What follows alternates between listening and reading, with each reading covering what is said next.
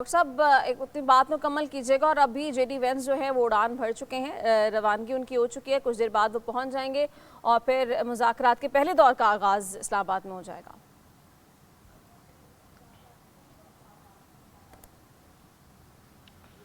जी देखें, James David Vance, JD Vance ये तशरीफ ला रहे हैं पाकिस्तान और दीदाउल फरशेरा हमारे मेहमान खुशामदीद हमें कहते हैं और उनकी यहाँ पे मेज़बानी के लिए पाकिस्तान तैयार है और उनका अच्छा स्टे गुजरेगा यहाँ पे और कोई मतलब है कि मेज़बानी अच्छी हमारी तरफ से होगी और वो जो हैं वो एक बड़े मकसद के लिए आ रहे हैं। वो ये है कि जंग ख़त्म करवानी है, अमन की तरफ जाना है और बड़ी जिम्मेदारियां हैं दुनिया भर में। लाखों करोड़ों लोग जो हैं वो इस वक्त या बिलियंस बिलियंस मैं कहूँगा कि उनसे बड़ी उम्मीदें लगा के बैठे हैं और यकीनन वो उन उम्मीदों पे पूरा भी उतरेंगे और अमन की बात यहाँ से करके जाएंगे, कामयाब होंगे अपने मकसद में जिस मकसद के लिए वो आ रहे हैं, यानी अमन मुज़ाकरात के लिए। सर डॉक्टर साहब, दूसरी अभी बात उन्होंने मुख्तसर गुफ्तगू की मीडिया से, उन्होंने कहा कि सदर ट्रंप ने जो है मुज़ाकरात के हवाले से वाज़ेह हिदायत जारी की हैं। ये जो स्टेटमेंट उन्होंने अभी दी है इसका क्या मतलब हम समझे? हम देख रहे थे कि बहुत सारे मामलात में सदर ट्रंप और जेडी वेंस में भी कॉन्फ्लिक्ट्स थे, तो अब इन मुज़ाकरात को डायरेक्टली कौन डील करेगा और जेडी वेंस जो है वो किन हिदायत पर गौर करेंगे? क्योंकि उन्हें अपनी बहुत सारी मामलात को आगे मद्देनज़र रखना है, अपनी इंडिविजुअल पर्सनैलिटी को भी आगे लेके चलना है और अमन को बरकरार रखने के हवाले से भी इक़दाम करने हैं, तो किरदार उनका कैसा रहेगा अब?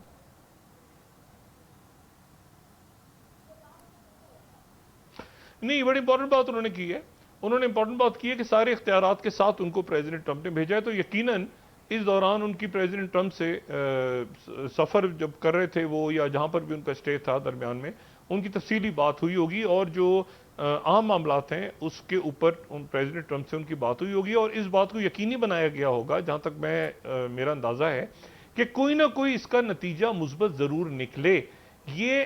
ताल्लुकात रप्चर ना हो। रप्चर हो गए थे ना, ये तो देखें जब वहां पर अचानक मुज़ाकरात के दौरान ये मामला क्या है, मामला ये कि मुज़ाकरा शुरू होते हैं और दरमियान में अटैक हो जाता है, मुज़ाकरा शुरू होते हैं अटैक हो जाता है। पहले तो इत्मीनान बहाल होगा ना कि भाई मुज़ाकरात हो रहे हैं तो दरमियान में अब मुज़ाकरात के दरमियान अब हमले नहीं होंगे और नेतन्याहू को कोई लगाम देगा। और ऐसा भी नहीं है कि नेतन्याहू बार बार जाके प्रेसिडेंट ट्रंप को कहानी डालेगा और उसके नतीजे में प्रेसिडेंट ट्रंप जो है वो हमला कर देंगे।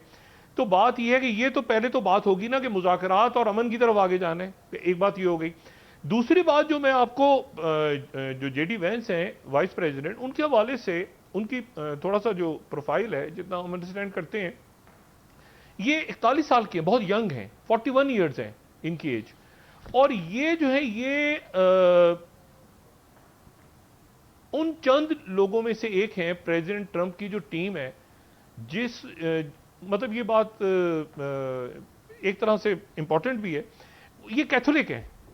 अच्छा, अमेरिका में कैथोलिक्स की मेजॉरिटी नहीं है। अमेरिका में प्रोटेस्टेंट्स के जो अलग उनकी सब ब्रांचेज हैं वो मेजॉरिटी। प्रेसिडेंट ट्रंप खुद भी जो है वो कैथोलिक नहीं है, यानी पोप की वो इज्जत सारे करते हैं जाहिर है, लेकिन मैं सिर्फ ये बता रहा हूं कि ये कैथोलिक हैं और जो बाकी अमेरिका में जो मेजॉरिटी और ट्रंप साहब की जो भी इनर टीम है वो भी जो है वो कैथोलिक नहीं है। एक बात ये। दूसरी बात इनकी पर्सनैलिटी में ये है कि इनका जो बचपन है वो बड़ी स्ट्रगल में गुजरा है। मतलब ये इन्होंने बड़ी स्ट्रगल की अपनी लाइफ में, तो ये एंटी एलीट हैं। मतलब ये एंटी एलीट भी हैं लेकिन एलीट्स के दरमियान भी जब बैठते हैं तो इनका जो बचपन है उसमें बड़ी स्ट्रगल है, बड़ी इन्होंने मेहनत की है आगे बढ़ने के लिए, बड़ी इनकी जद्दोजहद है।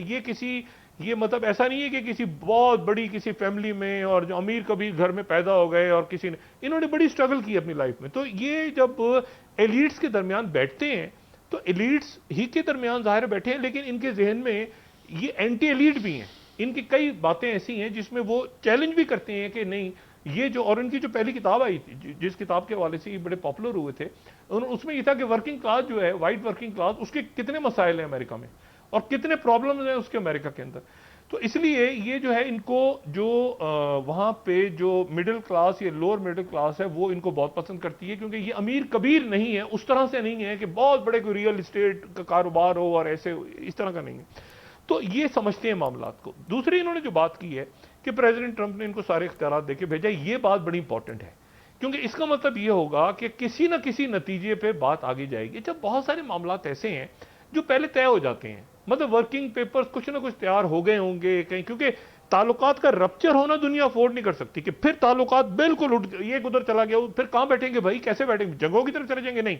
इसीलिए वो जो लेबनान की जाहिरियत है उसको भी रोका गया है। अरब ममालिक ने और तुर्किया ने और सऊदी अरेबिया ने और इजिप्ट ने, इन सब ने बात की है प्रेसिडेंट ट्रंप से दरमियान में कि आप इसको यहां से आगे, दुनिया आगे निकलना चाह रही है ना इस मामले से। जी हाँ। इशू रह जाएंगे मेरे ख्याल से दो बुनियादी।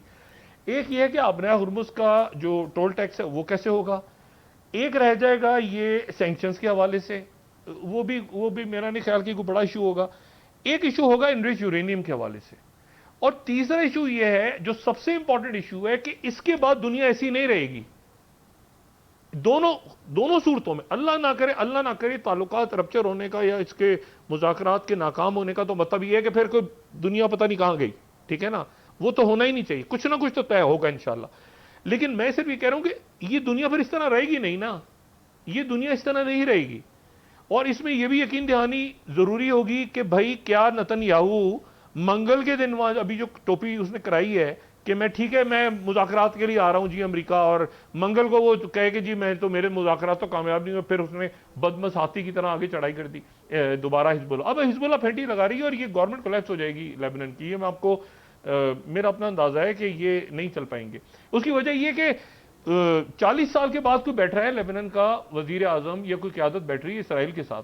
अच्छा, और वो जो कि डिफेंड नहीं कर पा रहे वहां पे, इसराइल अंदर घुस गया, वो पाकिस्तान के वजीर आजम को फोन कर रहे हैं, पाकिस्तान के वजीर आजम जो है वो ट्रंप से कह, वो एक जो है ना, और इस अरब ममालिक सारे पाकिस्तान से कह रहे हैं कि भी आप डालें, आप इसमें मदद करें, इसको बेल आउट करवाएं लेबनान को। तो पाकिस्तान में बड़ी जिम्मेदारी है, इंशाल्लाह पाकिस्तान इसमें पूरा भी करेगा, और पाकिस्तान का अपना भी एक पाकिस्तान ने मुशावरत की होगी सबसे, अरब ममालिक से भी की होगी, हो सकता है मजीद कोई यहाँ पे शख्सियात आ जाएं, ये भी हो सकता है, ये भी हो सकता है, मतलब मैं कह नहीं, केयर स्टमरी नहीं मौजूद है, हो सकता है वो भी आ जाए बरतानिया, वो मतलब है कि देखिए अभी तो हम ये दुआ कर रहे हैं कि ये मुज़ाकरात शुरू हों। पहले तो ये था कि इसमें स्पॉयलर्स थे, जितने स्पॉयलर्स थे वो एक एक करके दम तोड़ गए सारे, ठीक है, और वो स्पॉयलर्स को इतने छितर पड़ेंगे इसके बाद, क्योंकि वो मार्क किए हुए लोगों ने सबने कि इन मुज़ाकरात को नाकाम बनाने की, दुनिया को फिर जंग की तरफ ले जाने की, खून बहाने की कोशिश कौन कौन कर रहा था। आपको पाकिस्तान अच्छा नहीं लगता, आपको ना अच्छा लगे पाकिस्तान, लेकिन पाकिस्तान को गालियां देकर आप दुनिया में खून की नदियां बहाने जा रहे थे, आप अपने ममालिक को बर्बाद करने, अपने मुल्कों को बर्बाद, अपने मुल्क के अवाम के ऊपर आप जो है वो ये सारी मुश्किलात डालने जा रहे थे कि कीमतें बढ़ जाएं और तेल की। तो ये जो लोग हैं 2 3 4 जो स्पॉयलर्स पकड़े गए हैं दरमियान में, ठीक है, वो स्पॉयलर्स से तो फिर बाद में हिसाब किताब होगा, अभी तो ये है, और उनके अपने अवाम ही लेंगे। इशू ये है कि ये तो अभी ये तय हो कि भाई जंग मंदी हो गई, नंबर 1, नंबर 2 ये है कि आबनाए हुर्मुज का मामला कैसे होगा, यकीनन खुलेगी ना आबनाए हुर्मुज, तो आबनाए हुर्मुज खुली हुई है, उसके जाहिर है कि वो ईरान ने कह दिया कि टैंकर यहां से नहीं गुजरेंगे, यहां से गुजरेंगे, जो भी मामला, ईरान की कोई ना कोई बात ऐसी है जो नापसंदीदा होगी लेकिन माननी पड़ेगी, क्योंकि ईरान जंग जीत चुका है, उसको शोर होगा ये कैसे किया, ये कैसे, भाई ईरान ने जंग जीत ली है। अच्छा, जहां पर ईरान बहुत ज्यादा मेरे ख्याल से मैक्सिमम की बात करेगा तो चाइना और रशिया दरमियान में मौजूद हैं, ठीक है, चाइना, और ये प्रेसिडेंट ट्रंप ने भी कहा ना कि चाइना ने रोल प्ले किया, चाइना और रशिया भी ये नहीं चाहेंगे कि उनकी जो है वो खलीजी रियासतों के साथ, अरब ममालिक के साथ, खित्ते में बाकी सारी जो है वो बेचैनी फैले। अब आप जरा जेलेंस्की का दिमाग देखें। अच्छा, मैंने आपसे बात की ना कि फ्रांस ने, इटली ने और स्पेन ने, इन्होंने ऐसा, स्पेन को तो वहां से निकाल दिया उन्होंने, वो जो एक उनकी बेस बनी हुई थी जो इसराइल में बनी हुई थी सेंट कॉम की, वो बेस भी वहां से निकाल दी, सेंट कॉम के चीफ भी गालिबन यहाँ पे आ रहे हैं पाकिस्तान। इशू ये सारा क्योंकि वो सेंट कॉम के चीफ के ऊपर भी सारा डल गया ना भाई कि प्रेसिडेंट ट्रंप क्या करेंगे, तो इनरिच यूरेनियम, तो ये बहरहाल वो भी आ रहे हैं, और ज़ाहिर पाकिस्तान की अस्करी क़यादत के उनके साथ अच्छे ताल्लुकात हैं। मैं सिर्फ ये कह रहा हूं कि इसमें जो है वो कोई ना कोई फ्रेमवर्क तो बन गया होगा, और ईरान की तरफ से भी कोई ना कोई बात ऐसी, कोई ना कोई शर्त तो वो कहते हैं ना कि पत्थर रखे दिल पे ईरान की माननी पड़ेगी। उसकी वजह यह है कि मुज़ाकरात के दरमियान धोखा हुआ है। एनरिच यूरेनियम एक इशू है, उस पर ईरान तैयार हो गया था, उन्होंने कहा था हम न्यूक्लियर वेपन्स की तरफ नहीं जा रहे, ये न्यूक्लियर वेपन्स की तरफ नहीं जा रहे, और ये आईएईए के थ्रू ये सारा मामला हल होगा। और उसमें जाहिर है कि दूसरे मुल्क भी आ सकते हैं, कोई गारंटी ले सकता है सब कुछ, लेकिन आप B-2 बॉम्बर्स के तहत कैसे आप तबाह करेंगे किसी मुल्क के न्यूक्लियर वेपन्स के? ये तो शरारतें पहले नेतन्याहू और इसराइल करता रहा है हमेशा से। ये तो एक बहुत ही बड़ा लानती किरदार है, और मुझे तो समझ नहीं आती कि जो मुल्क इसकी नेतन्याहू की बात सुनते हैं इसको पास बिठाते कैसे हैं। मतलब इसके तो हाथ खून, बेगुनाहों के खून से रंगे हुए हैं, इसके साथ हैंडशेक कैसे करते हैं? यानी उन लोगों को भी शर्म आनी चाहिए जो इसके साथ हैंडशेक करते हैं। इस हाथ कैसे मिलाते हैं इस आदमी के साथ? इस पे तो बच्चों का और बेगुनाहों का खून है इसके हाथों पे। अब इशू ये है कि जो मैंने आपसे कहा ना, कुर्बानी का बकरा ढूंढ रहे हैं, या तो ये एक दूसरे पे डाल देंगे सारा, या वो बकरा जो कुर्बानी का बकरा सारी दुनिया के सामने है वो है नेतन्याहू, उसको और नेतन्याहू को ये यकीनी बनाना पड़ेगा, और ये कि भाई मंगल के दिन अगर आपकी मुलाकात हो रही है, ये नेतन्याहू जा रहा है वहां, और यानी ट्रंप भी नहीं मिल रहा इससे नेतन्याहू से, मार्को रूबियो के ऊपर उन्होंने डाल दिया कि इसकी ठीक है मुज़ाकरात करवाओ लेबनान की क़यादत के साथ। वो मुज़ाकरात जो हैं अगर कामयाब, इसने फिर वापस आके कहा नहीं मैं तो नहीं करता, वहां या तो उसको पकड़ के बिठा लें, वहीं गिरफ्तार कर लें इसको, वहीं जेल में डालें इसको पकड़ के, क्योंकि वापस आएगा, या ये इसराइल के लोग उसको जेल में डालें पकड़ के, इसको पट्टा डालना पड़ेगा। ये बार बार ऐसा नहीं हो सकता कि एक ही आदमी फुदक फुदक के पूरी दुनिया के अंदर जो है वो जंगें करवा रहा है, और आप फेस सेविंग दे दें। चले ट्रंप साहब को कुछ नहीं पता था, नेतन्याहू ने, उनको कुछ पता ही नहीं था ट्रंप साहब को, नेतन्याहू ने उनसे जंग करवा दी। तो भाई किसी के ऊपर तो कुर्बानी का आप उसको बकरा बनाएंगे ना, या तो अपनी टीम को बनाएंगे या नेतन्याहू को बनाएंगे। तो इशू ये है सारा कि ये लेबनान के सीज़फायर के ऊपर तैयार हो गए, ठीक है, वो नेतन्याहू कह रहा है कि ठीक है सीज़फायर मैं करता हूं और मैं जाके मुज़ाकरात करूंगा मंगल के रोज, लेकिन वो मंगल के रोज अगर गन करता है तो ये तय होना चाहिए कि वो सीज़फायर अपनी जगह रहेगी, ये बाहर निकलेगा, इसकी सारी फौज बाहर निकलेगी, सेहूनी फौज, ये लिबनान खाली करेंगे, और उसके बाद ये जो यमन के हवाले से तो तय हो गया है ना, यमन में तो देखें यमन का कोई इशू नहीं है,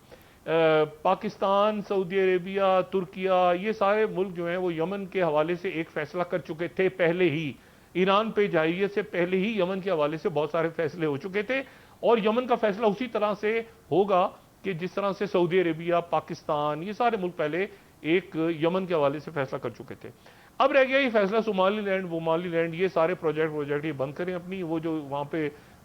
इन्होंने शुरू किए हुए हैं ये नेतन्याहू ने कि वहाँ पे सोमालीलैंड करेंगे, फलां करेंगे, ये सारे प्रोजेक्ट्स अपने बंद करें ताकि वहाँ चिक चिक बक बक बंद हो। वहाँ पर आरएसएफ ये जो मलेशिया को सपोर्ट कर रहा है उसको बंद करें।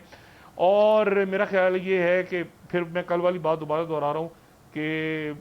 कहीं पर अगर कश्मीर का जिक्र आ जाए तो इसमें क्या हो जाएगा। देखिए मैं ये बात क्यों कहता हूँ, मैं बात इसलिए कहता हूँ कि प्रेसिडेंट ट्रंप को पता है कि उन्होंने एक ही जंग तो बंद करवाई, एक ही जंग का तो जिक्र करते हैं बार बार कि मैंने इतने मिलियन लोग जानों से जाने वाले थे और मैंने वो जंग रुकवाई है। तो जब वो जंग की वजह नहीं उनको पता कि क्या जंग कैसे शुरू हुई थी, तो उसको भी तो हल करवाए ना, मसले को, कश्मीर के मामले को हल करवाए ना। उनको पता होगा ना कि ये न्यूक्लियर जंग कैसे मैंने रुकवाई थी। और वो पॉज है, वो जंग तो खत्म तब होती है ना जब मसला खत्म होता है। तो मसले कश्मीर का हल करवाए, पूरी दुनिया जमा है ना इस वक्त, इससे सारी दुनिया जमा है। वो ऑर्डर चेंज हो गया दुनिया का, जब ऑर्डर चेंज हो रहा है तो एक कश्मीर का स्टेटस वो कैसे रह सकता है अपनी जगह। तो मेरा ये ख्याल है कि ये अल्लाह का नाम लेके सारे जो हैं ये आपने हुर्मुज़ का मामला हल करें, खून-ए-ज़ी ख़त्म करें, फ़लस्तीन का मामला हल करें, लेबनान का हल करें, यमन का हल करें, सारे मुज़ाकरात ये कामयाबी की तरफ जाएं और कश्मीर का मामला अपनी जगह रहेगा तो सब कुछ उलझा रहेगा। कश्मीर के मामले को भी हल करवाएं इसमें, ये भी बहुत जरूरी है। जी।